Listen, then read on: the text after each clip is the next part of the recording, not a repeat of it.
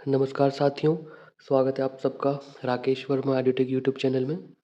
आज की हमारी skill test practical practice video का जो एम या जो ऑब्जेक्टिव होने वाला है, वो होने वाला है कंपोनेंट्स आइडेंटिफिकेशन और टेस्टिंग के बारे में।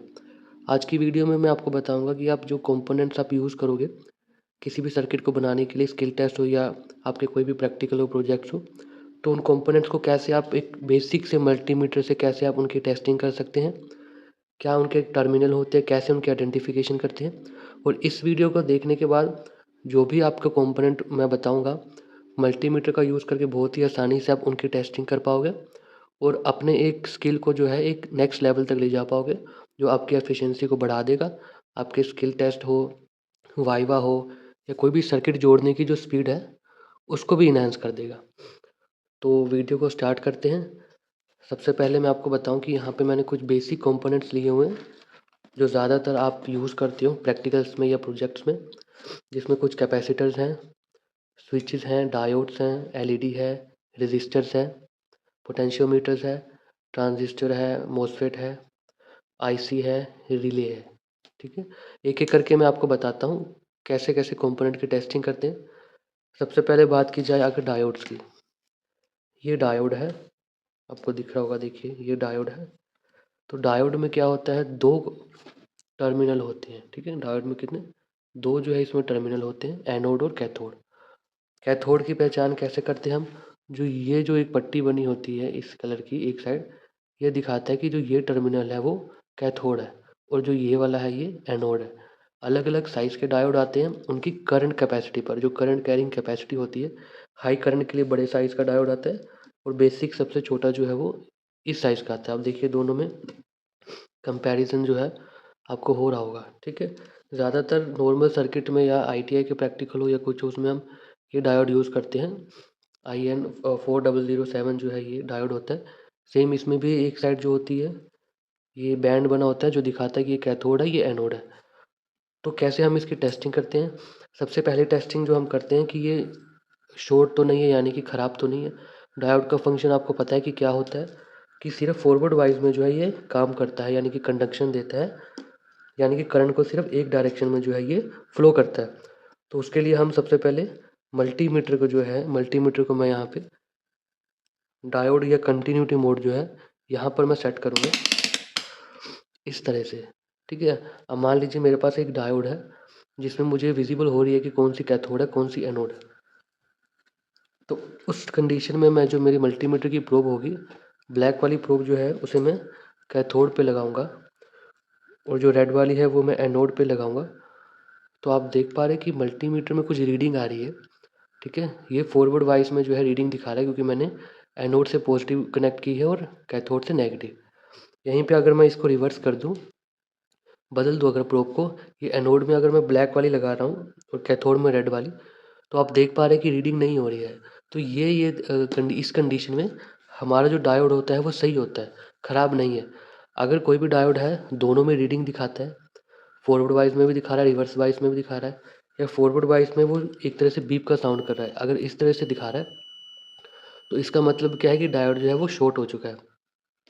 अभी जब मैं इसमें देखो डायोड कनेक्ट कर रहा हूँ फॉरवर्ड वाइज में, तो रीडिंग जो आ रही है बेसिकली इसकी वोल्टेज ड्रॉप दिखा रहा है। जो हम पढ़ते हैं थ्योरिकल, हम पढ़ते हैं सिलिकॉन की, जर्मेनियम की अलग अलग वोल्टेज ड्रॉप होती है, तो ये इसकी वोल्टेज ड्रॉप दिखा रहा है।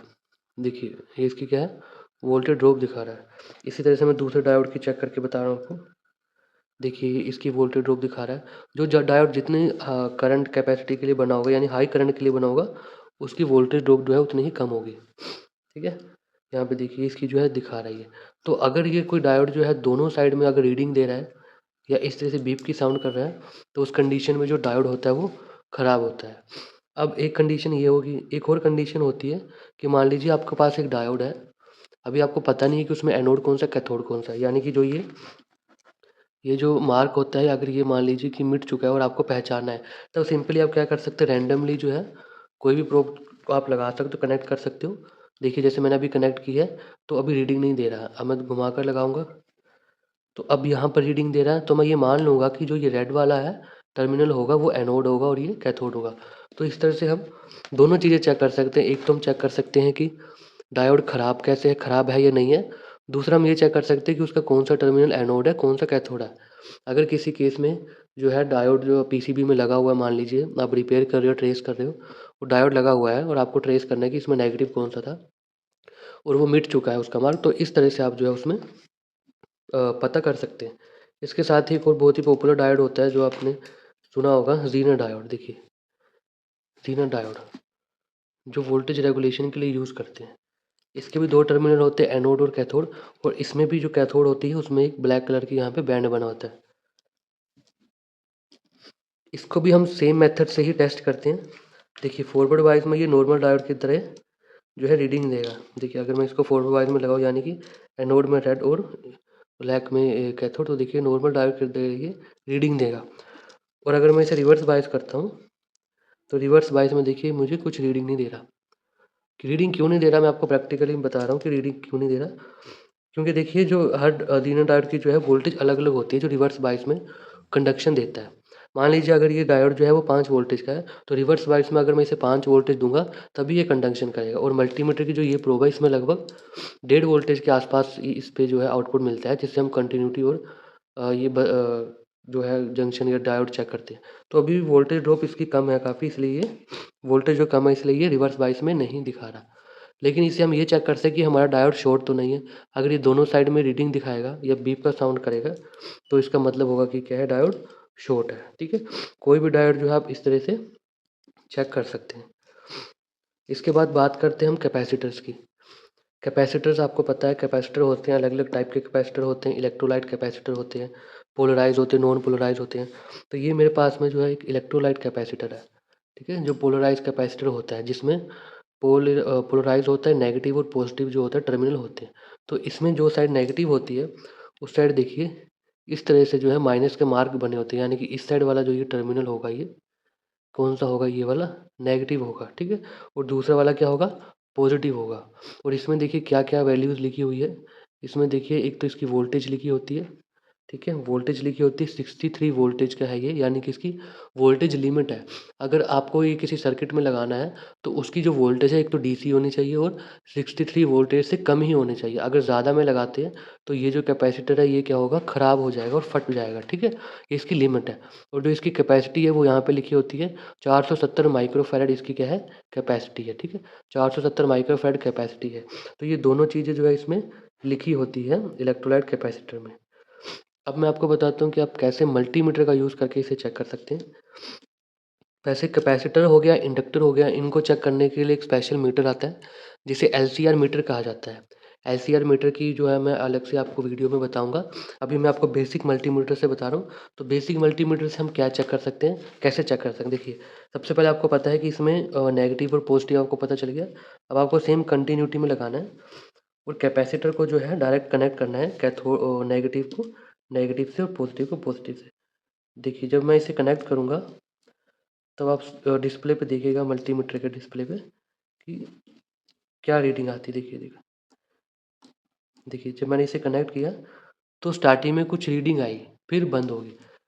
अब मैं इसको डिस्चार्ज करूँगा, देखिए मैंने डिस्चार्ज कर दिया है। अब फिर से रीडिंग करूँगा, अब ध्यान से देखिएगा कि कैसे होगा।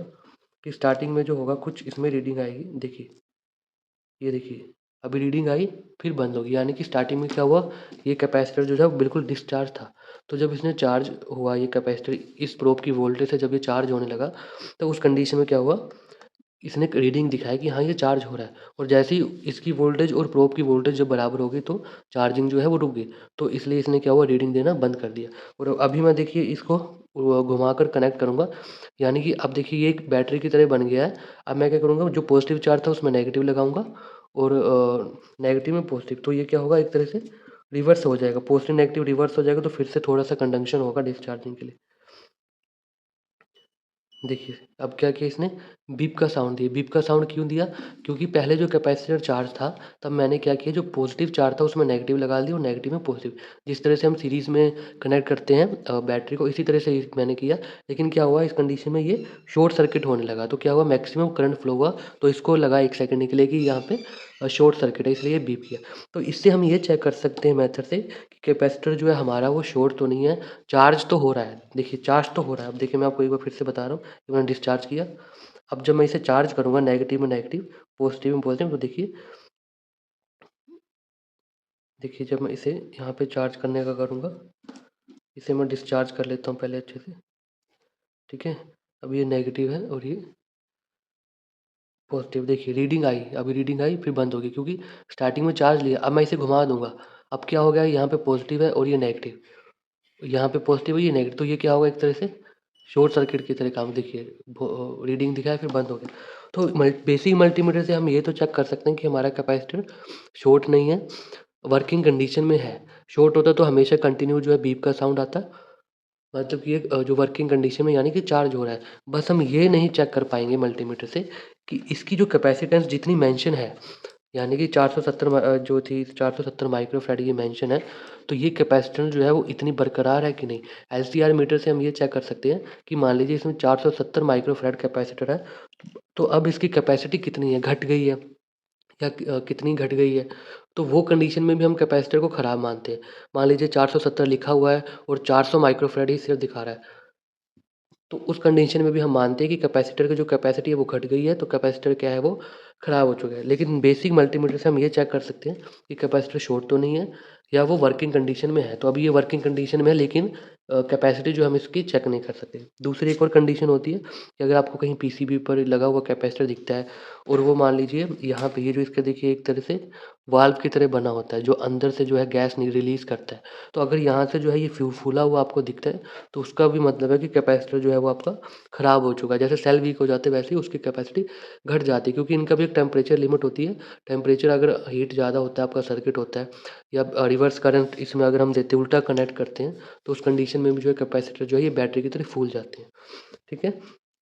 दूसरा एक और कैपेसिटर होता है जो आपने पढ़ा होगा, पेपर कैपेसिटर। तो ये होते हैं वो पेपर कैपेसिटर, देखिए ये होते हैं वो पेपर कैपेसिटर जो नॉन पोलराइज कैपेसिटर में आते हैं। ये भी है पॉलिएस्टर कैपेसिटर, ये भी नॉन पोलराइज में आते हैं, और ये है सिरामिक कैपेसिटर। ये तीनों ही जो है नॉन पोलराइज कैपेसिटर की टाइप है। ये तीनों ही क्या है, नॉन पोलराइज कैपेसिटर की टाइप है। नॉन पोलराइज कैपेसिटर है मतलब कि इसमें कोई भी पॉजिटिव और नेगेटिव टर्मिनल नहीं होता है, ठीक है। पॉजिटिव नेगेटिव टर्मिनल नहीं होता है, आप कैसे भी कनेक्ट कर सकते हो। एसी में कनेक्ट कर सकते हो इसको, एसी सर्किट में यूज़ कर सकते हो, इसको आप उल्टा सीधा कैसे भी लगा सकते हो, ठीक है। लेकिन इसमें क्या फ़र्क होता है कि इसकी कैपेसिटेंस जो है वो इलेक्ट्रोलाइट वाले के मुकाबले काफ़ी कम होती है, ठीक है, बहुत कम होती है। और इसकी कैपेसिटेंस जो है वो कोड में लिखी होती है, ठीक है। देखिए इसकी जो कैपेसिटेंस है वो कोड में जो है वो लिखी होती है, कोड में लिखी होती है। इसकी जो है डायरेक्ट नहीं लिखी होती, कोड में जो है इसकी कैपेसिटेंस जो है वो लिखी होती है। जैसे अब मैं आपको बता दूँ, इसके जो लिखा हुआ है वो 154 154 करके इसमें लिखा हुआ है, आपको विज़िबल नहीं हो रहा होगा। इसका अलग से आपको दिख जाएगा, इमेज आपको दिख जाएगी। देखिए इसमें जो है 154 लिखा हुआ है, तो इसका मतलब होता है कि जैसे नॉर्मल रजिस्टर की हम कलर कोड दिखाते हैं, फर्स्ट डिजिट, सेकंड डिजिट और थर्ड मल्टीप्लायर, सेम इसमें भी जो तीसरा और डिजिट होता है वो मल्टीप्लायर होता है। यानी कि अगर 4 लिखा है तो 10 की पावर क्या हो जाएगी, 4 हो जाएगी, यानी कि 4 ज़ीरो कनेक्ट हो जाएगी और 4 ज़ीरो जो है इसमें जुड़ जाएगी। तो इसकी जो टोटल कैपेसिटेंस बनती है वो पिकोफैरेड में बनती है, ठीक है। कितनी बनती है, पिकोफैरेड में बनती है। यानी कि अगर इसके ऊपर देखिए 154 लिखा है, 154 लिखा है, यानी कि ये कितना हो गया, मान ली कि अगर जो इसकी वैल्यू बन रही है, मतलब 154 जो है बन रही है, यानी कि 150 हज़ार आप कह सकते हो, ठीक है। 1 डेढ़ लाख पिको फैराड जो है इसकी बनेगी, यानी कि पिको फैराड में जब आप कोड खोलोगे तो इसकी वैल्यू पिको में बदलती है। उसके बाद आपकी इच्छा है कि आप उसको नैनो में बदलना चाहे या माइक्रो में बदलना चाहे, हज़ार से डिवाइड करके, लेकिन जो कोड होता है वो पिको में दिया होता है। सेम इसी तरह से एक छोटा सा ये सिरेमिक कैपेसिटर है, इसमें जो है 104 लिखा हुआ है, यानी कि 10 के बाद 4 ज़ीरो आप मान सकते हो। तो ये कितना हो गया, 1 लाख नैनो फैराड का, सॉरी पिको फैराड बनेगा, यानी कि 100 नैनो फैराड का ये कैपेसिटर है। जिसको माइक्रो फैराड में बात करूँ तो 0.1 माइक्रो फैराड ही बनेगा। तो सेम इसको भी हम चेक कर सकते हैं, लेकिन इसमें हम सिर्फ ये चेक कर सकते हैं कि ये शॉर्ट है कि नहीं है। देखिए जैसे अगर मैं इसे कनेक्ट कर रहा हूँ कंटिन्यूटी में, तो ये शॉर्ट तो नहीं है, ठीक है। अभी इसमें बीप की साउंड नहीं आ रही है, किसी में भी नहीं आ रही है, यानी कि कैपेसिटर जो हमारे शॉर्ट नहीं है। लेकिन इलेक्ट्रोलाइट के मुकाबले, इलेक्ट्रोलाइट में जब हमने किया था तब कुछ रीडिंग दिखाया था, क्योंकि स्टार्टिंग में वो चार्ज हो रहा था। क्योंकि इसकी कैपेसिटी ज़्यादा है तो चार्जिंग करंट ज़्यादा समय तक लगता है और ज़्यादा करंट लेता है, इसलिए रीडिंग आती है। लेकिन इसकी कैपेसिटी जो है बहुत कम है, इसलिए इसने रीडिंग नहीं दिखाया, क्योंकि क्योंकि जो चार्जिंग टाइम था वो बहुत कम था, ठीक है। तो मल्टीमीटर से हम ये देख सकते हैं कि कैसे हम शॉर्ट है कि नहीं। ज़्यादातर एसएमपीएस होगी, पावर सप्लाई होगी, उसमें ये जो होता है, इस टाइप के कैपेसिटर जो होते हैं वो शॉर्ट हो सकते हैं। ठीक है। और ये वाले जो सिरेमिक कैपेसिटर होते हैं ये ज़्यादातर सिग्नल वाले सर्किट में यूज़ होते हैं। जो आप पढ़ते हो low pass filter, high pass filter, उसमें कैपेसिटर यूज़ होते हैं। जहाँ पे पावर सिग्नल ना हो, यानी कि पावर ना हो, जैसे एसी करंट है 220 300, वैसे ना सिग्नल की बात हो, जैसे रेडियो वेव्स होगी, हाई फ्रिक्वेंसी सिग्नल हो गया, लो वोल्टेज हो गया लेकिन फ्रिक्वेंसी को कोई दिक्कत नहीं है, वहाँ पे ये वाले यूज़ होते हैं। और ये जो पॉलिएस्टर वाले होते हैं, ये वाले हाई वोल्टेज एसी पर भी यूज़ हो जाते हैं। ठीक है। सेम जो ये पेपर कैपेसिटर है, ये भी लो वोल्टेज सिग्नल वाले सर्किट जो होते हैं ये यूज़ होते हैं। ठीक है। अलग अलग कैपेसिटी पर डिपेंड करता है इनका साइज। इसके बाद है ये स्विच। स्विच, ये देखिए स्विच आपको दिख रहा होगा, ये स्विच है। तो स्विच को कैसे हम चेक करते हैं, मैं बता रहा हूँ कंटिन्यूटी से। आपको पता है स्विच क्या काम कर, एक तरह से जो है अंदर से कनेक्ट होता है, यानी कि करंट को क्या है रास्ता देता है। ओपन और क्लोज दो कंडीशन होती है। तो इसमें देखिए 0 और 1 बना है, यानी कि जब मैं 0 1 पे करूँगा, इस तरह से ऑन करूँगा, तो ये और ये टर्मिनल जो है ये कंटिन्यूटी दिखाएंगे, यानी अंदर से क्या है ये शॉर्ट हो जाएंगे ना। तो यहाँ पे देखिए अभी मैंने जो है अभी 0 में कर रखा है और मैं यहाँ पे कंटिन्यूटी पे लगा रहा हूँ, तो कोई जो है बीप का साउंड नहीं आ रहा है। पर जैसे ही मैं इसे ऑन करूँगा, तब यहाँ पे देखिए ये बीप का साउंड आ रहा है, यानी कि जो स्विच है हमारा वर्किंग है। अगर स्विच देखिए दोनों कंडीशन में, ऑन और ऑफ में, दोनों में ही अगर वो बीप का साउंड दे रहा है या दोनों में से किसी में भी नहीं दे रहा है, तो उसका क्या मतलब है कि जो स्विच है वो ख़राब है। या मान लीजिए मैंने ऑन किया है, तो ये रीडिंग तो दिखा रहा है, बट बीप का साउंड नहीं दे रहा है। या दूसरी लैंग्वेज में कहूँ तो रेजिस्टेंस दिखा रहा है ज़्यादा है, यानी कि मान लो 100 ओम दिखा रहा है, 10 ओम दिखा रहा है, पर बीप नहीं कर रहा। उसका मतलब है कि अंदर जो कॉन्टैक्ट है वो खराब हो चुकी है, अच्छे से कॉन्टैक्ट नहीं बन पा रहे हैं। तो जब आप ऐसे स्विच को सर्किट में लगाओगे तो वो करंट जो है अच्छा नहीं फ्लो कर पाएगा और आपका सर्किट जो है प्रॉपर वर्किंग नहीं होगा। ठीक है। ये single pole single throw SPST switch है ये। ठीक है। यहाँ पे देखिए ये एसपीडीटी स्विच है, सिंगल पोल डबल थ्रो, या हम टू वे स्विच जो आप कहते हैं वो है। इसमें भी सेम क्या है, बीच में जो है ये कॉमन टर्मिनल होता है और ये यहाँ पे जो है अलग अलग पॉइंट होते हैं। अभी देखिए ये ज़ीरो कंडीशन में है, तो जैसे ही यहाँ पे अगर मैं इसे यहाँ पे करता हूँ इस तरह से, तो ये कॉमन और ये वाला टर्मिनल जो है जो अंदर से शॉर्ट होता है। सेम अगर मैं इस डायरेक्शन में करूँगा तो ये और ये दोनों जो है वो शॉर्ट हो जाते हैं। तो इसको भी सेम कंटिन्यूटी पर ही हम चेक करेंगे। देखिए अभी मैंने ज़ीरो पर रखा है, किसी से भी कनेक्ट नहीं है, ना इससे ना इससे। जैसे ही मैंने इस साइड जो है स्विच को ऑन किया, तो ये और ये देखिए टर्मिनल जो होगा ये अभी शॉर्ट होगा। देखिए ये और ये जो है ये शॉर्ट होगा। अब सेम अगर मैं इस साइड करूँगा तो ये जो कॉमन वाला है, कॉमन और ये वाला है ये यहाँ पे शॉर्ट होगा। ठीक है। तो इस तरह से जो स्विच है वो चेक कर सकते हो आप। इसके बाद है जो हमारा एक और कंपोनेंट बहुत यूज़ करते हैं वो है एलईडी, लाइट एमिटिंग डायोड। अलग अलग कलर की आती है, अलग अलग ऑपरेटिंग वोल्टेज होती है। करंट जो है वो ऑपरेटिंग लगभग सेम होता है, 5 मिली एम्पीयर से 20 मिली एम्पीयर। 5 मिली एम्पीयर में मिनिमम ब्राइटनेस होती है और 20 मिली एम्पीयर में मैक्सिमम ब्राइटनेस होता है। बात करें एलईडी के टर्मिनल की, दो होते हैं, एनोड और कैथोड, डायोड की तरह होते हैं, आप देख पा रहे हैं। जब आप मार्केट से नई एलईडी खरीदते हैं तो जो इसके टर्मिनल है उनकी लेंथ जो होती है वो अलग अलग होती है। एक लंबी होती है, एक छोटी होती है। जो लंबी वाली होती है वो एनोड होती है, छोटी वाली जो होती है वो कैथोड होती है। ठीक है। अगर बाई चांस कोई एलईडी के जो है दोनों टर्मिनल जो है वो सेम है, दोनों टर्मिनल सेम है, या आपने पीसीबी से निकाली है, या फिर आपको जो है टर्मिनल कटे हुए हैं, तो उस कंडीशन में कैसे आप पहचानोगे, मैं बता रहा हूँ मल्टीमीटर से। सबसे पहले टेस्टिंग की बात करते हैं। सबसे पहले डायोड, इसको डायोड मोड में लगाएंगे और ये जो है एलईडी जो एनोड है उसमें क्या लगाएंगे, रेड वाला लगाएंगे प्रोब, और ब्लैक वाला इस पे। तो आप देख पा रही है एलईडी जो है ग्लो हो रही है, RGB LED, multi colour LED है। तो ये तो वो कंडीशन हो गई कि इसमें तो आपको विजिबल हो जाएगा डायरेक्ट इस पे कि जल रही है कि नहीं जल रही। अगर मान लीजिए कि आपको पता ही नहीं है कौन सा एनोड है कौन सा कैथोड है, तो वैसे ही जैसे नॉर्मल डायोड का किया था, रैंडमली जो है आपको प्रोब लगानी है। जैसे ये प्रोब है मैं लगा रहा हूँ, तो रैंडमली आपको कहीं भी लगा देनी है। देखो जैसे मैंने इस पे लगाया, नहीं चली, अब मैंने घुमा के लगाया, देखिए यहाँ पे अब मैंने घुमा के लगाया, अब इस कंडीशन में ये जल रही है, देखिए जल रही है। तो मैं ये अज्यूम करूँगा कि जिस टर्मिनल पे मैंने रेड वाली लगाई थी, जिस टर्मिनल पे मैंने रेड वाली प्रोब लगाई थी वो पॉजिटिव हो जाएगा, और जिस पर नेगेटिव लगाई थी वो कैथोड हो जाएगा। ठीक है। एक और ट्रिक होती है इसके अंदर की, अगर बात करूँ, जब आप इसके अंदर के टर्मिनल देखते हैं, अंदर से जब ध्यान से आप देखोगे यहाँ पे जब आप ध्यान से देखिएगा, देखो अगर आप इस पे ध्यान से देखोगे, तो यहाँ से अगर आप ध्यान से देखोगे, तो इसके अंदर जो होते हैं दो, जो होते हैं पार्ट होते हैं। एक बेस होता है जिस पर जो है मटेरियल, सेमीकंडक्टर मटेरियल होता है, और दूसरा जो होता है एक पतला सा होता है जिससे एक हल्की सी वायर जाती है। तो जो बड़ा वाला हिस्सा होता है, अंदर का बड़ा वाला पार्ट होता है वो कैथोड होता है, और जो पतला वाला पार्ट होता है वो एनोड होता है। तो इस तरह से देखकर भी आप पहचान सकते हो बिना मल्टीमीटर से कौन सा एनोड है, कौन सा कैथोड होने वाला है। ठीक है।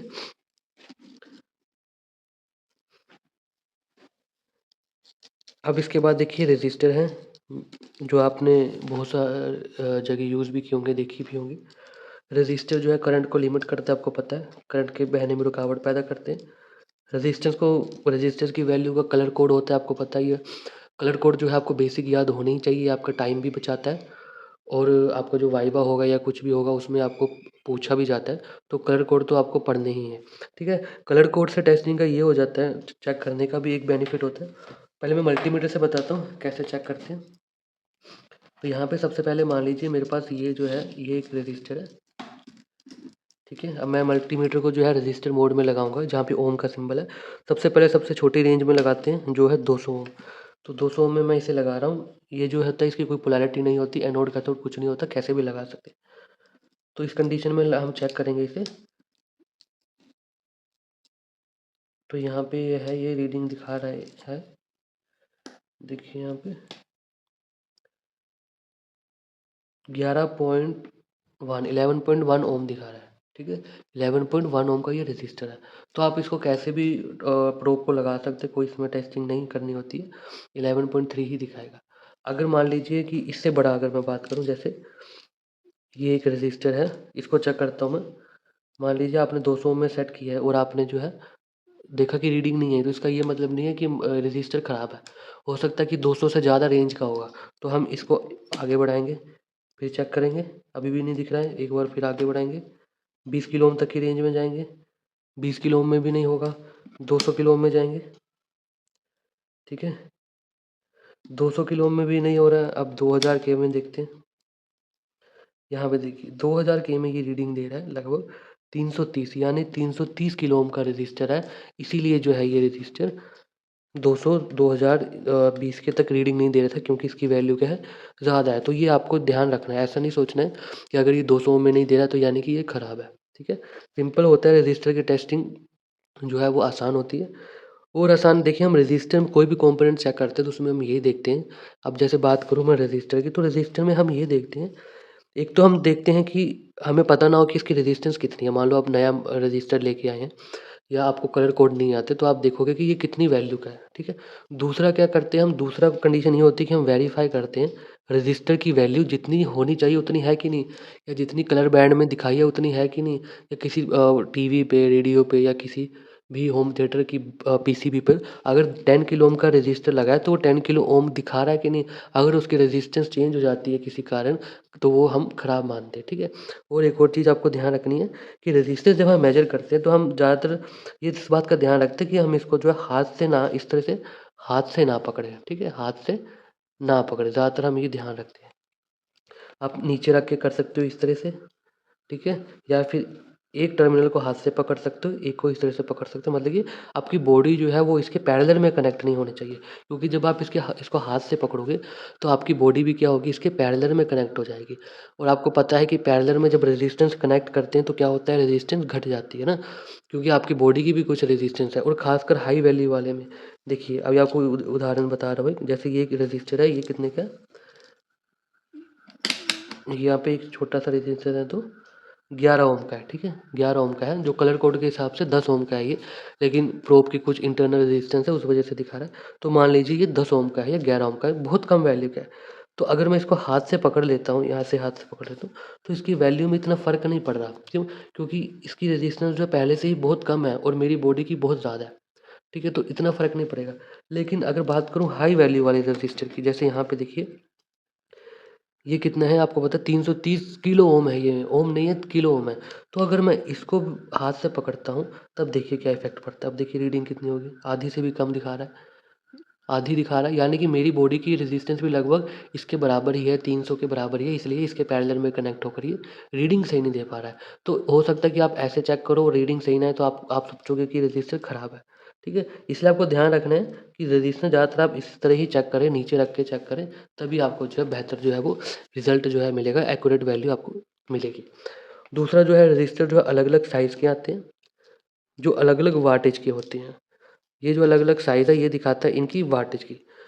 जब रेज़िस्टर से हम करंट फ्लो कराते हैं तो जो अ, पावर लॉस होता है वो हीट की फ़ॉर्म में होता है, ठीक है? हीट की फ़ॉर्म में पावर लॉस होता है। तो वो हीट की फ़ॉर्म को सहने के लिए जो है हमें रेज़िस्टर की वाटेज भी बढ़ानी पड़ती है। तो अलग-अलग पावर के लिए जो अलग-अलग रेज़िस्टर होते हैं, ये सबसे छोटा जो होता है ये क्वार्टर वाट का होता है, ठीक है? उसके बाद ये होता है जो हाफ वाट का होता है, ठीक है? उसके बाद ये है जो 1 वाट का है और ये 1.5 वाट का है। 5 वाट के भी होते हैं, 10 वाट के भी होते हैं, फिर वो अलग वो हो जाते हैं, दूसरे रेज़िस्टर आ जाते हैं, ठीक है?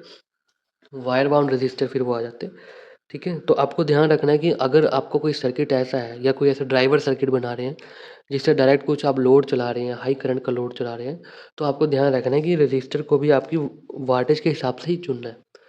मान लीजिए आपको 10 ओम का रेज़िस्टर चाहिए और लोड आपका जो है वो अच्छा खासा करंट ले रहा है, 100 मिली एम्पीयर या 200 मिली एम्पीयर ले रहा है, तो उस कंडीशन में आपको ध्यान रखना है कि आपका रेज़िस्टर जो भी हीट होने वाला है, अब हीट होगा तो अगर क्वार्टर वाट का लगाओगे तो वो क्या होगा, ख़राब हो जाएगा या जल जाएगा। तो उस कंडीशन में आपको ये भी ध्यान रखना है कि मुझे हाई वाटेज का या ज़्यादा वाटेज का जो है वो रेज़िस्टर लगाना है। एक और रेज़िस्टर होता है, स्पेशल रेज़िस्टर होता है जिसको हम एलडीआर कहते हैं, ठीक है? एलडीआर ये देखिए, ये होता है एलडीआर, इस तरह का दिखता है एलडीआर, लाइट डिपेंडेंट रेज़िस्टर, ठीक है? लाइट डिपेंडेंट रेज़िस्टर होता है ये, एलडीआर है ये।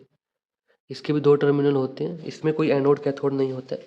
इसकी जो रेज़िस्टेंस होती है वो लाइट पर डिपेंड करती है, लाइट पर डिपेंड करती है। नॉर्मल रेज़िस्टर की जो वैल्यू है वो फिक्स है, इसकी जो रेज़िस्टेंस है वो लाइट पर डिपेंड करती है। यानी कि जब लाइट इस पे पड़ती है तो इसकी रेज़िस्टेंस जो है वो घटती है। तो इसके 2 टर्मिनल है यहाँ पे, देखो मैं इसे कनेक्ट करूँगा।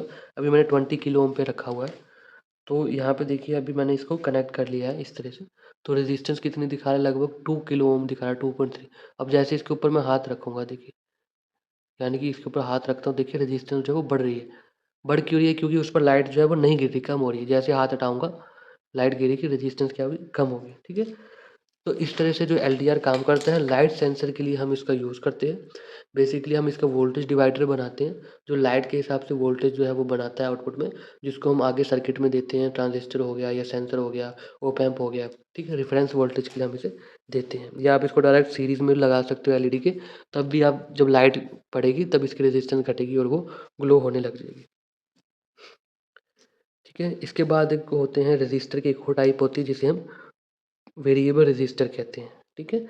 वेरिएबल रेजिस्टर कहते हैं। वेरिएबल रेजिस्टर में भी प्रीसेट आते हैं और पोटेंशियोमीटर आते हैं। तो बात करते हैं सबसे पहले इनकी। ये भी एक वेरिएबल रेजिस्टर है, यानी कि इसकी जो रेजिस्टेंस वैल्यू है वो फिक्स नहीं है, वेरिएबल है, हम एडजस्ट कर सकते हैं।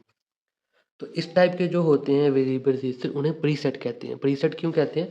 क्योंकि हम इसका जो है रेजिस्टेंस है वो स्क्रू से या टेस्ट पिन से, छोटे पेचकस से एडजस्ट करते हैं, और ये ज़्यादातर पीसीबी में लगे होते हैं। यानी कि मान लीजिए आपका टीवी है, टीवी का जो पीसीबी अंदर है, मदरबोर्ड है, उसमें ये क्या होते हैं, माउंट होते हैं। इसको आप बार-बार एडजस्ट नहीं कर सकते।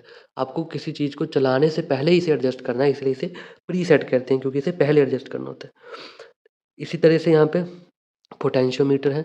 पोटेंशियोमीटर जो है वो आप मैन्युअली बार-बार चेंज कर सकते हैं, इसलिए ये बॉडी पर लगते हैं डिवाइस के या कैबिनेट पर लगते हैं। जैसे आप होम थिएटर के वॉल्यूम अप डाउन करते हो, फैन रेगुलेटर के स्पीड कम करते हो, तो उसमें ये पोटेंशियोमीटर होता है। ये भी पोटेंशियोमीटर है, ये प्रीसेट है। अब हम इसे टेस्टिंग कैसे करते हैं, ठीक है? तो ये रेजिस्टेंस है, तो इनकी वैल्यू जो ओम में होगी, तो सबसे पहले तो देखिए ये रेजिस्टेंस, आप ये देखो पोटेंशियोमीटर, इस पे यहाँ पे लिख रखा है 10 के, यानी कि 10 किलो ओम की क्या है ये, पोटेंशियोमीटर है। तो हम इसको कैसे चेक करते हैं? इसके देखिए 3 होते हैं, 3 टर्मिनल होते हैं, बीच वाला जो होता है वो कॉमन होता है और ये साइड वाला जो होते हैं वो एडजस्ट के होते हैं, ठीक है? अब इसमें क्या होता है, जब हम इसका यूज़ करते हैं वॉल्यूम कंट्रोल के लिए, तो बीच वाला हम आउटपुट के लिए करते हैं, ये इनपुट के लिए करते हैं और ये ग्राउंड के लिए करते हैं। बेसिकली ये क्या बनाता है, एक वोल्टेज डिवाइडर बनाता है। जब आप इसको घुमाते हैं तो वो रेजिस्टेंस की वैल्यू कम होती है, तो जो बीच वाला पॉइंट है उस पे वोल्टेज डिफरेंस जो है वो अलग-अलग बनता है। इस वजह से जो है आप जो वॉल्यूम कम करते हो या जो भी एडजस्ट करते हो, इस तरह से ये काम करता है। तो सबसे पहले क्या चेक करेंगे, मान लीजिए अभी मुझे चेक करना है कि ये टोटल कितनी वैल्यू का है, ये पोटेंशियोमीटर कितने ओम का है या कितने किलो ओम का है, या फिर जितना मेंशन किया उतना है कि नहीं। तो उसमें क्या करेंगे हम, इसके जो ये साइड वाले टर्मिनल होते हैं ये अंदर से फिक्स होते हैं, ठीक है, डायरेक्ट बने होते हैं। तो इनमें इनकी रेजिस्टेंस हम चेक करते हैं। तो इसकी जो टोटल रेजिस्टेंस है वो कितनी दिखा रहा है, 10 किलो ओम में दिखा रहा है, 10.34 किलो ओम दिखा रहा है। सेम मैं इस वाले की देख रहा हूँ यहाँ पे, इसकी भी साइड साइड से देख रहे हैं। तब ये नहीं दिखा रहा, रेंज बढ़ा के देखते। देखिए अब दिखा रहा है ये 82 80 समथिंग दिखा रहा है। क्यों? क्योंकि इसमें मेंशन है 100 किलो। ठीक है, सेम इसके भी 3 टर्मिनल है, तो इसके जो साइड वाले उनका चेक करते हैं। तो जो इसके साइड वाला टर्मिनल है उसका रेजिस्टेंस चेक करेंगे हम।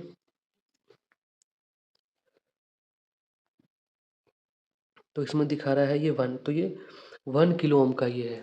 ठीक है, इस तरह से जो है आप पोटेंशियोमीटर चेक कर सकते हो। ये तो चेक किया आपने कि ये कितने ओम का है, कितने किलो ओम का है। अब हम चेक करेंगे कि क्या ये वर्किंग कर रहा है प्रॉपर्ली। तो उसके लिए हम क्या करते हैं, एक जो प्रोब होती है उसको बीच में लगाते हैं, और एक को आप किसी भी राइट साइड या लेफ्ट साइड कर सकते हो। तो मान लीजिए मैं अभी राइट साइड कर रहा हूँ कनेक्ट इस तरह से।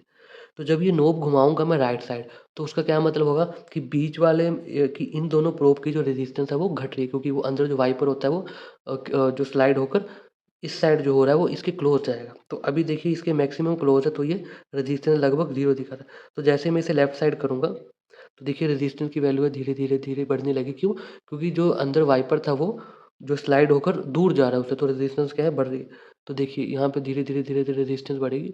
तो मैं ये चेक करूँगा कि ये 1 से 10 ओम 10 किलो ओम तक जो है दिखा रहा है कि नहीं प्रॉपर। तो ये दिखा रहा है, इसका मतलब क्या है, ये सही है। इसी तरह से आप इस प्रीसेट को चेक कर सकते हो। अब प्रीसेट में सिर्फ इतना डिफरेंस है कि इसमें जो वैल्यू है वो भी कोड में लिखी हुई है। जैसे 102 है, तो इसमें देखिए 102 लिखा हुआ है ना। तो जैसे नॉर्मल कलर कोड मैंने बताया था होता है रजिस्टर का, फर्स्ट डिजिट, सेकंड डिजिट और थर्ड क्या होता है, मल्टीप्लायर। तो थर्ड जो है 2 है, 2 मल्टीप्लायर हो गए, यानी कि 2 ज़ीरो लग जाएगी। तो कितना हो जाएगी, 1000 ओम हो जाएगा, यानी कि 1 किलो ओम का ये प्रीसेट है। तो इस तरह से जो है आप चेक कर सकते हो। ये 2 पोटेंशियोमीटर में आप ध्यान से देखिए, कुछ डिफरेंस आपको दिख रहा होगा। देखिए इसमें कुछ डिफरेंस दिख रहा है आपको। इसमें 3 है और इसमें 6 है। 6 क्यों है इसमें? ये बेसिकली क्या है, पैरेलल में 2 पोटेंशियोमीटर है, यानी कि ये पैरेलल में 2 पोटेंशियो 100 किलो ओम के पैरेलल में ये 2 पोटेंशियोमीटर, यानी कि 2 पोटेंशियोमीटर वो एक ही में है। और ये एक ऊपर वाला नीचे वाले से सेपरेट है। ऊपर वाला नीचे वाला सेपरेट है, यानी कि 2 को मिलाकर एक ही में कर लिया। तो ऐसा क्यों किया है? ऐसा हम यूज़ कब करते हैं? ज़्यादातर हम इसका यूज़ करते हैं 2 जो डिफरेंट सिग्नल होते हैं उनको एक साथ कंट्रोल करने के लिए।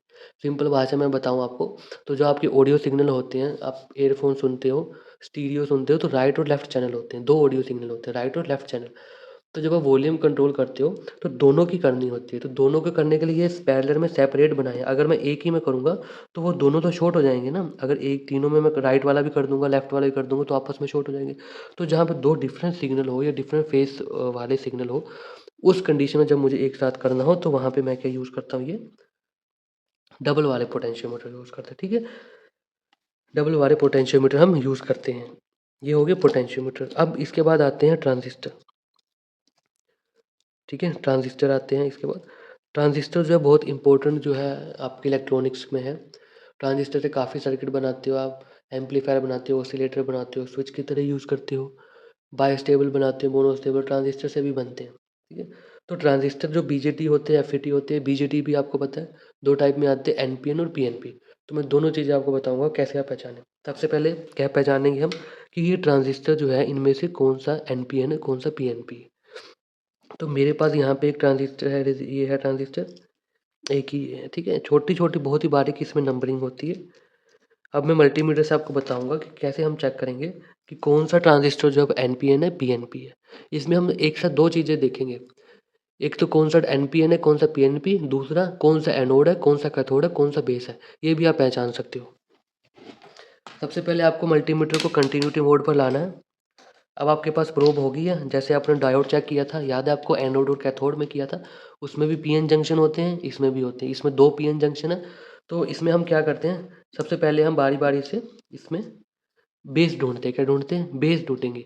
अब बेस क्या है रहेगा? कॉमन रहेगा, क्योंकि अगर मान लीजिए ये पीएनपी है या एनपीएन है, तो एनपीएन जो बेस होगा वो क्या होगा? पी टाइप होगा एनपीएन में, और जो पीएनपी होगा उसमें एन टाइप होगा। तो सबसे पहले मैं क्या ढूँढूँगा? बेस ढूँढूँगा। तो उस कंडीशन में मान लीजिए मैंने ये रेड प्रोब जो है सबसे पहले मैंने लेफ्ट टर्मिनल में लगा दी, लेफ्ट में लगा दी है, और अब ब्लैक वाली को जो है मैं बीच में लगाता हूँ यहाँ पे। कोई रीडिंग नहीं आई। अब मैं रेड वाली को यहीं रहने दूंगा क्योंकि मैंने कॉमन मानी है। अब इसको मैं जो है अगली में लगाऊँ, कोई रीडिंग नहीं आई। ठीक है, मतलब कि ये बेस नहीं है, कॉमन नहीं है। अब मैं बीच में करूँगा, बीच में मैंने कनेक्ट कर दी रेड वाली, तो पहले मैं ब्लैक वाली को लेफ्ट में करूँगा, कुछ रीडिंग आ रही है, 701 आ रही है। अब राइट में करूँगा, राइट में भी आ रही है, यानी कि हमारा बीच वाला जो है वो बेस ही है। कि बेस वाला कॉमन है, ठीक है, ये कॉमन हो गया, जो दोनों में रीडिंग दिखा रहा है, यानी कि जो रेड वाला है ये क्या है, कॉमन हो गया, ठीक है। अब इसमें आप देखिए कि ये जो कॉमन वाली प्रोब थी वो कौन सी थी, रेड थी, और जो साइड में लगाई थी वो कौन सी थी, ब्लैक थी, यानी कि पॉजिटिव और नेगेटिव थी। तो ये कौन सा ट्रांजिस्टर हो गया, एनपीएन, क्योंकि बेस में क्या लगाया आपने, पॉजिटिव लगाया है। तो ये कौन सा ट्रांजिस्टर पता चल गया हमें, ये एनपीएन ट्रांजिस्टर है, ठीक है, एनपीएन ट्रांजिस्टर है। इस तरह से हमने ढूंढ लिया। अब हम देखेंगे कि बीच वाला तो हमें पता चला गया बेस है क्योंकि कॉमन था। अब लेफ्ट और राइट में से कौन सा जो है कलेक्टर है, कौन सा एमिटर है। तो सेम फिर से वैसे ही करेंगे। बीच वाला मैंने बेस में जो है कॉमन लगा लिया पॉजिटिव, और राइट वाली को भी ब्लैक लगाऊंगा, लेफ्ट वाली में भी लगाऊंगा, ठीक है। दोनों की रीडिंग देखता हूँ, पहले लेफ्ट वाली की देखता हूँ। तो 701 रीडिंग इसमें दिखा रहा है, और राइट वाली में 708 दिखा रहा है। दोनों में से जो ज़्यादा दिखाएगा, ज़्यादा डिफरेंस नहीं होगा, दोनों में से जो ज़्यादा रीडिंग दिखाएगा वो होता है एमिटर। अब इसमें देखो कौन सी ज़्यादा दिखा रहा है, लेफ्ट वाली में जो है दिखा रहा है वो 701, और राइट वाली में 708, यानी कि ये जो राइट वाला ये कौन सा है, एमिटर टर्मिनल है, ठीक है।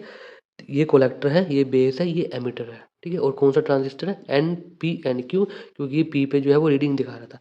अगर देखो मैं बीच में जो है ब्लैक वाली लगाता हूँ और इस तरह से चेक करता हूँ कॉमन मान, तो रीडिंग नहीं दिखा रहा है, क्योंकि ये पीएनपी नहीं है। पीएनपी होता तब ये बीच में दिखाता, देखो इस साइड दिखा रहा है, पर इस नहीं दिखा रहा ना, क्योंकि ये एनपीएन है, तो बेस इसका क्या रहेगा, पी रहेगा, ठीक है। यहाँ पे एक और ट्रांजिस्टर है, इसको मैं चेक करके बताता हूँ। तो सेम करता हूँ, मान लो मैंने बीच वाले को बेस माना है, नहीं रीडिंग दिखा रहा। अब ब्लैक करता हूँ, ब्लैक में दिखा रहा है, ब्लैक में दिखा रहा है, ठीक है, क्या दिखा रहा है, ब्लैक में दिखा रहा है, यानी कि जो इसका बीच वाला बेस तो है कॉमन है, लेकिन ब्लैक वायर प्रोब कनेक्ट की, यानी कि ये क्या है, नेगेटिव।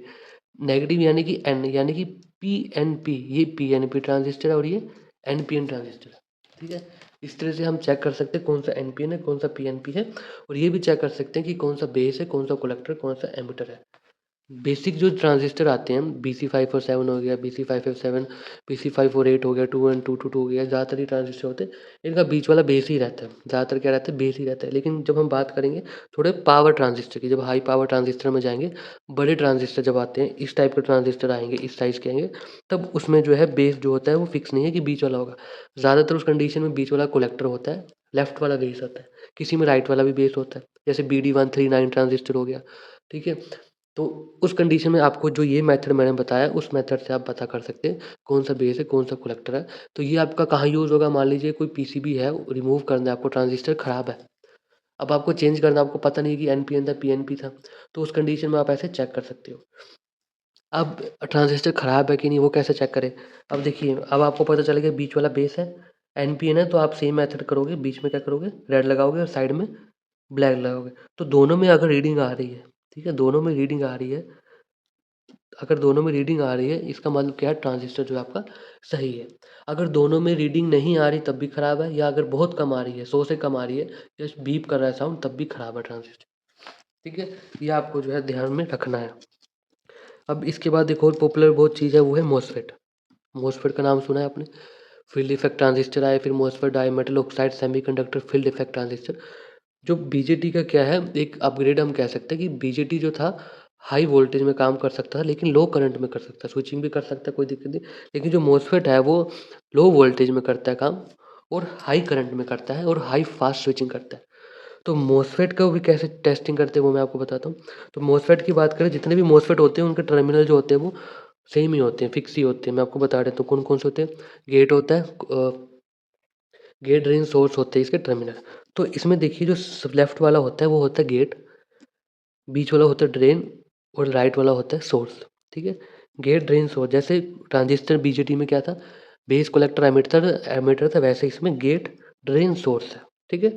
अब इसके जो ये पीछे आपको पार्ट दिख रहा है, ये बेसिकली जो होता है इसका एक बेस होता है, इसके अंदर ही जो होता है वो पूरा जो मोसफेट जो है वो बना होता है, और ये इसका ऊपर वाला पार्ट और ये बीच वाली पिन जो होती है वो शॉर्ट होती है, एक ही पार्ट होता है ये, ठीक है। ये क्या काम करता है, अब इसके अंदर ही जो सारा मटेरियल है मोसफेट का, तो जो भी हीट प्रोड्यूस होगी वो इस पे होगी, यानी कि उसको हीट को सोख लेगा। और अगर बहुत ही ज़्यादा हीट हो रहा है तो हम इसको हीट सिंक पर माउंट कर सकते हैं, स्क्रू करके यहाँ पे हीट सिंक से माउंट कर सकते हैं। तो कैसे चेक करते हैं मॉसफेट को, आइए देखते हैं। तो मॉसफेट बेसिकली क्या काम करता है कि जो ड्रेन है, ड्रेन टू सोर्स जो है एज ए स्विच की तरह काम करेगा। तो ड्रेन में जो है मैं रेड लगा रहा हूँ, और इसमें देखिए ड्रेन में जो है मैं ड्रेन में देखिए मैं ऊपर क्यों लगा रहा हूँ क्योंकि वो ऊपर नीचे ये छोटी है, तो यहाँ पे मुझे रखने में दिक्कत होती है, तो इसलिए मैं ऊपर लगा रहा हूँ। तो ड्रेन में और सोर्स में जो है जो कंटिन्यूटी है या जो कंडक्शन है वो तभी होगी जब गेट पर कुछ वोल्टेज दी जाएगी। तो देखिए अभी इस कंडीशन में मैंने ये रेड वाली जो है इस पे लगाई है। रेड वाली भी क्यों लगाई है ये मैं आपको बता दूँ, क्योंकि ये जो मॉसफेट है वो एन चैनल मॉसफेट है। जैसे ट्रांजिस्टर एनपीएन पीएनपी था, वैसे ही एन चैनल है। तो एन चैनल मॉसफेट में क्या होता है, जो ड्रेन होता है वो उसमें हम पॉजिटिव देते हैं और सोर्स में नेगेटिव देते हैं, यानी कि इसके गेट को जो वोल्टेज देंगे पॉजिटिव देंगे तब ये कंडक्शन स्टार्ट करेगा। तो इसके देखिए मैंने ड्रेन पर रेड लगा दी है और सोर्स पे ब्लैक है, तो अभी इसमें कोई कंडक्शन नहीं है। अगर ये कंडक्शन दे रहा है, हमेशा दे रहा है, इसका मतलब कि शॉर्ट है। कंडक्शन कब देगा ये, जब इसके गेट पर वोल्टेज जाएगी। तो मैं ब्लैक वाली को तो सोर्स पर रख रहा हूँ। अब इसमें कुछ वोल्टेज है, मैं इसके गेट पे दूंगा। देखो इसके गेट पे मैंने वोल्टेज दे दी। अब इसके अंदर क्या होती है, जो गेट होता है इंसुलेटेड होता है, बट क्या होती है इंटरनल कैपेसिटेंस होती है, जैसे गेट चार्ज होता है। तो अब ये एक्टिवेट हो चुका है। तो अब मैं जब रेड वाली लगाऊंगा फिर से वापस से, तो आप देखोगे ये क्या दिखा रहा है, बीप का साउंड दिखा रहा है, मतलब कि ये शॉर्ट हो गया। शॉर्ट कैसे हो गया, ऐसे क्लोज स्विच की तरह काम करने लगा। ड्रेन टू सोर्स जो है वो कंडक्शन क्या होगी, स्टार्ट होगी। अब ये कब तक रहेगी, जब तक जो इसका गेट है उसको मैं डिस्चार्ज ना करूँ। अभी देखिए पॉजिटिवली चार्ज कर दिया था मैंने, तो ये रीडिंग दिखा रहा है। अब मैं ये ब्लैक वाली प्रोब को, इसको रेड वाली को यहीं रखा है, ब्लैक में जो नेगेटिव है इससे इसे टच करूंगा। अब क्या हो गया, ये डिस्चार्ज हो गया। जो गेट इसका चार्ज था वो क्या हो गया, डिस्चार्ज हो गया। अब दोबारा चेक करता हूँ तो देखिए अब कोई कंडक्शन नहीं आ रही। अब ये क्या हो गया, एक तरह से मैं आपको सिंपल भाषा में तो डीएक्टिवेट हो गया। ठीक है, कोई कंडक्शन क्या है इसमें नहीं आ रही। हम कब आएगी, जब इसके गेट में मैं पॉजिटिव दूंगा। देखिए अब फिर से आने लग जाएगी, ये देखिए नेगेटिव दूंगा तो बंद हो जाएगी। तो इस कंडीशन में हमारा मोसफेट क्या है, वो सही है। ठीक है, क्या है हमारा मोसफेट सही होता है। ठीक है, इस कंडीशन में हमारा जो मोसफेट है वो क्या सही होता है। अब एक और ज़रूरी चीज़, अब आप कैसे पहचाने कि आपका जो मोसफेट है वो एन चैनल है या पी चैनल है। तो देखिए मॉसफेट के अंदर क्या होता है, इंटरनली ड्रेन टू सोर्स में ना एक रिवर्स में जो होता है डायोड लगा होता है। ठीक है, रिवर्स में क्या होता है, डायोड लगा होता है, जिसे हम फ्री व्हीलिंग डायोड भी कहते हैं। मतलब ऐसी कंडीशन में लगा होता है कि मान लीजिए अभी मैंने आपको बताया कि ये एन चैनल है, तो एन चैनल के जो ये ड्रेन है इसमें मैं पॉजिटिव वोल्टेज दूंगा। ठीक है, तो यहाँ पे जो डायोड लगा होगा इसके पैरेलल में, वो यहाँ पे कैथोड लगा होगा। कैथोड टर्मिनल उसका कनेक्टेड है और यहाँ पे पॉजिटिव, यानी कि मान लीजिए अगर मैं मॉसफेट को उल्टी सप्लाई दूँ, तो वो जो डायोड है वो उसको बाईपास कर देगा। तो अब मान लीजिए मैं इसको प्रोब को उल्टा कर देता हूँ, उल्टा कर दिया। अब बीच वाली जो थी ड्रेन थी उसमें मैंने ब्लैक लगा दी, यानी कि नेगेटिव लगा दिया।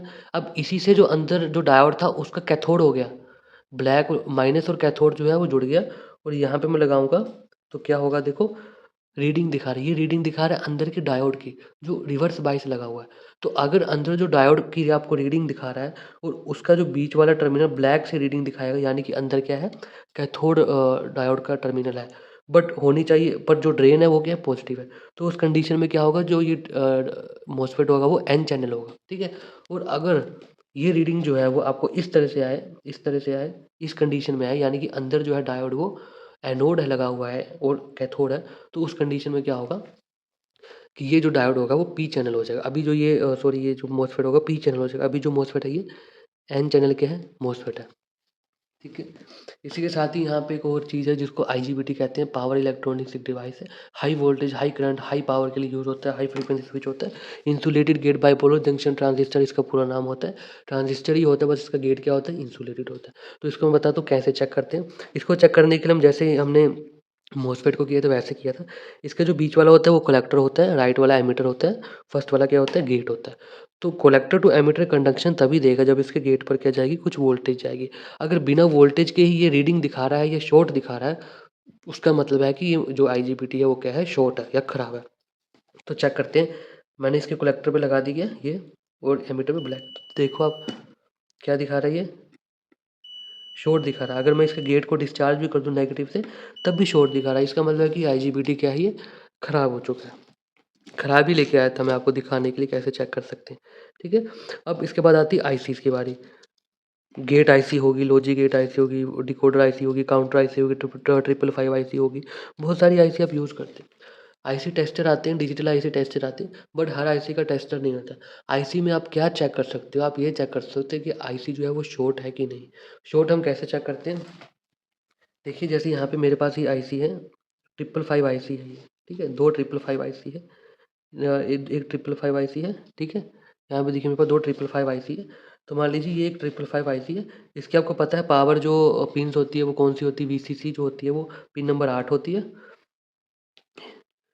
और जो नेगेटिव होती है पिन नंबर 1 होती है। इससे पहले एक ज़रूरी बात कि कईयों को पता ही नहीं कि इसकी पिन कैसे देखते हैं। देखिए जब भी कोई आईसी लेते हैं तो इसमें एक कट का निशान होता है यहाँ पे, छोटा-सा क्या रहेगा, एक कट का निशान रहेगा या फिर एक डॉट होगा। तो ये जो निशान होता है इसकी लेफ्ट साइड से हम काउंट करना जो है स्टार्ट करते हैं, लेफ्ट साइड से।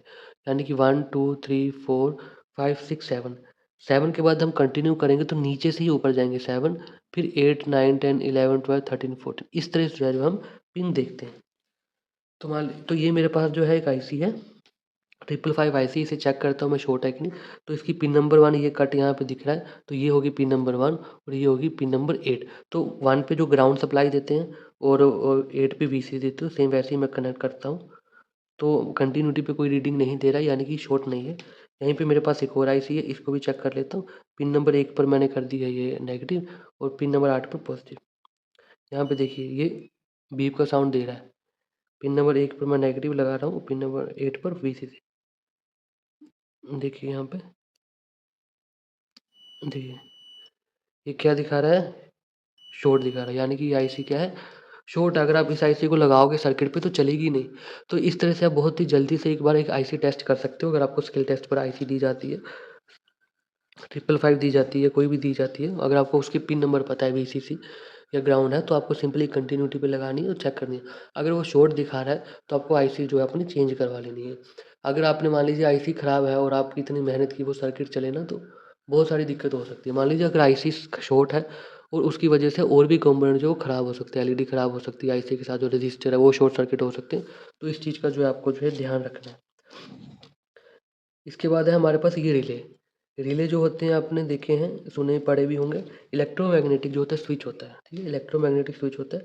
डीसी एसी आते हैं, बेसिक जो है डीसी आते हैं, यानी कि डीसी ऑपरेटेड होती है। ऐसे स्विच होता है जब हम इसे डीसी सप्लाई देंगे तब इसके अंदर जो इलेक्ट्रोमैग्नेट बढ़ेगी वो अंदर के जो कॉन्टैक्ट है उसको मूव कराकर क्लोज़ या ओपन स्विच को करती है, ठीक है? बात करते हैं इसके टर्मिनल्स की। इसके देखिए 5 टर्मिनल होते हैं, ये 5 टर्मिनल होते हैं। 1 2 3 4 5। ये वाले जो टर्मिनल है, ये और ये जो सबसे नीचे वाले टर्मिनल होती है, ये होते हैं कॉइल के। जो इसके अंदर एक कॉइल होती है इलेक्ट्रोमैग्नेट की, वो इसके टर्मिनल होते हैं। यानी कि अगर ये 12 वोल्ट का रिले है, तो जब मैं इसे 12 वोल्ट डीसी दूँगा, तब ये जो है ऑन ऑफ होगा। तो इस टर्मिनल पे जो है मैं वोल्टेज दूँगा, पॉज़िटिव नेगेटिव इसका नहीं होता, आप कैसे भी कनेक्ट कर सकते हैं। इसके बीच में जो एक टर्मिनल होता है, वो होता है कॉमन का टर्मिनल और ये राइट साइड जो होता है, वो होता है नॉर्मली ओपन का और ये होता है नॉर्मली क्लोज़ का, ठीक है? ये इसके जो होते हैं वो टर्मिनल होते हैं, ये इसका कॉमन होता है, इसकी कॉइल की होती है, ठीक है? ये जो होता है ये होता है नॉर्मली क्लोज़, यानी कि अभी ऑफ कंडीशन में जो है ये कॉमन और ये कॉमन दोनों जो आपस में शॉर्ट रहेंगे, इस तरह से जो है शॉर्ट रहेंगे। जैसे आप इसको सप्लाई दोगे तो अंदर का कॉन्टैक्ट जो हिलकर इस साइड शिफ्ट हो जाएगा। तो ये वाला और ये कनेक्ट हो, तो आप इसका दोनों तरह से यूज़ कर सकते हैं।